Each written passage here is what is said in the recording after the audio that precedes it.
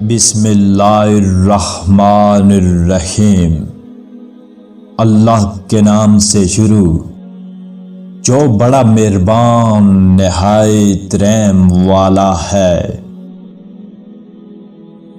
زیارت قبور کے لیے جا، خود عبرت حاصل کر اور مغفرت مسلمان کی دعا کر۔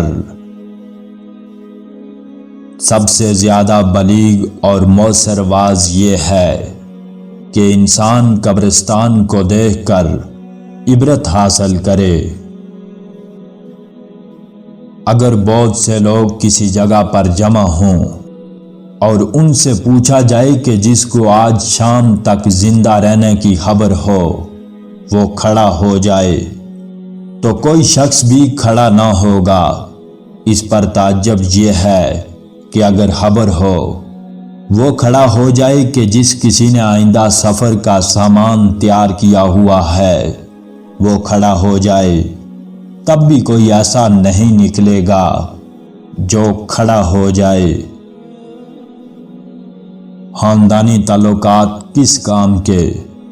انسان تنہا پیدا ہوتا ہے، تنہا مرتا ہے اور مصیبت میں کوئی کسی کے کام نہیں آتا۔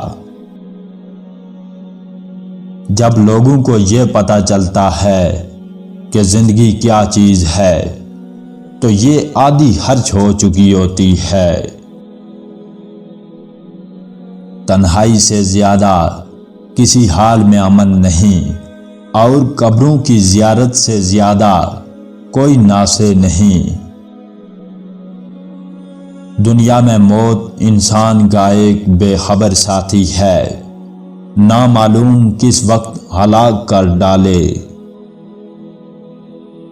وقت ہی زندگی ہے، اس کی قدر کر اور عمر کو غنیمت سمجھ کر غفلت سے بیدار ہو اور ہوشیاری سے میدان عمل میں کود جا۔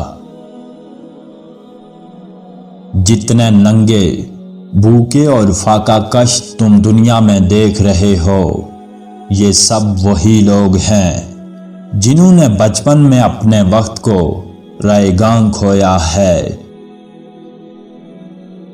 وقت خدا کی امانت ہے جس کا ایک لمحہ بھی ضائع کرنا خیانت مجرمانہ ہے۔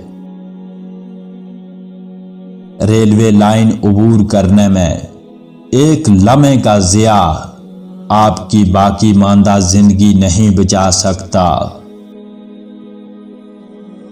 اگر کامیابی چاہتے ہو تو وقت کی ہر منزل کو ہمت و ہوشیاری سے طے کرو۔